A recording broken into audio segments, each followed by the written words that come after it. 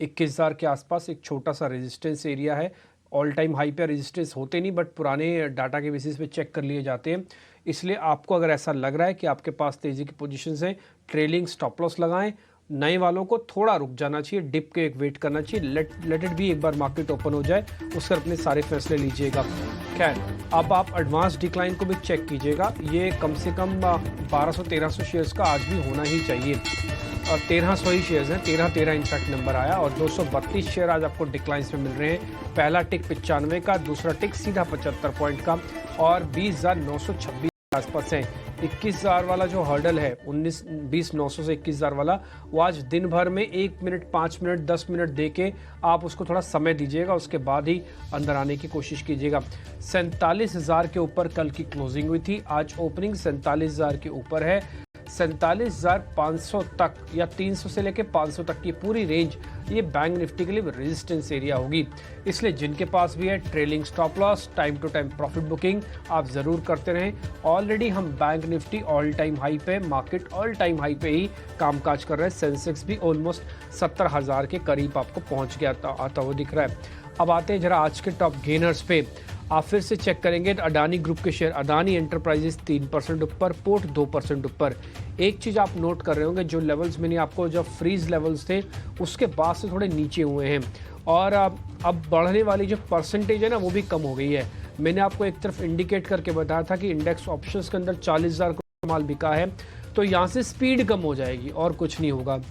आप देखोगे बीपीसीएल अब सिर्फ 1% ऊपर है, HDFC life, Britannia, Axis bank, HCL tech, इन सब में बढ़त 1% की है शुरुआत में।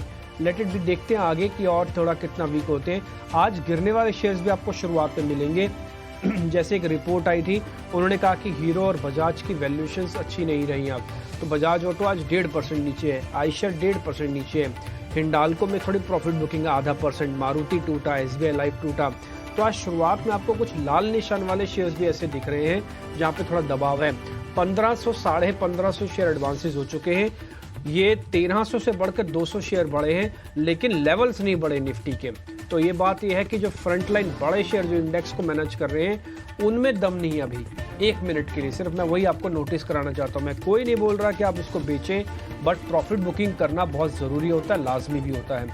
आ जाते हैं जरा ऐप पे, वो आपकी स्क्रीन पर आएगा, और कुछ मैं ऐसे इंटरेस्टिंग शेयर्स भी आपको नोटिस करा दूंगा अभी शुरुआत में ही। जैसे आप टाटा केमिकल्स आज 1000 के ऊपर हुआ है, 3% की तेजी है। इस शेयर को आज जरूर नोटिस कीजिएगा, हो सकता है कोई एक्सपर्ट्स अभी आपको इस पर ट्रेड भी दे दे।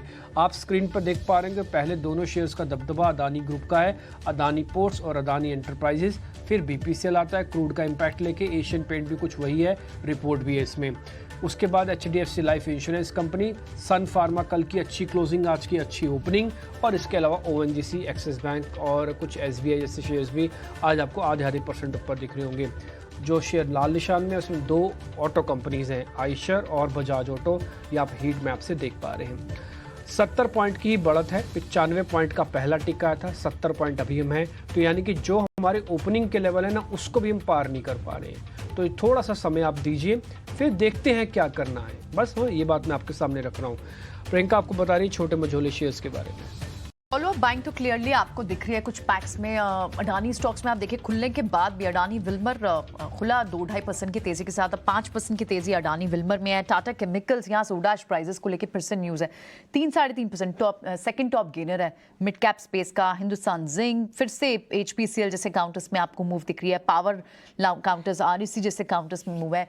पतंजलि फूड में 1% की बढ़त है। स्मॉल कैप स्पेस में भी देख लेते हैं, क्योंकि कल थोड़ा स्मॉल कैप स्पेस और मिड कैप स्पेस ऊपर से नीचे आए थे, वहां पर आज कैसा एक्शन है। स्मॉल कैप स्पेस में भी आप देखें तो वहां पर कुछ अडानी स्टॉक्स हैं वहां पर भी जिनमें मूव दिख रहा है। एंजल वन, इनका अभी डेटा पॉइंट भी आया था, और यहाँ पर भी 3% की तेजी आपको एंजल वन में दिख रही है।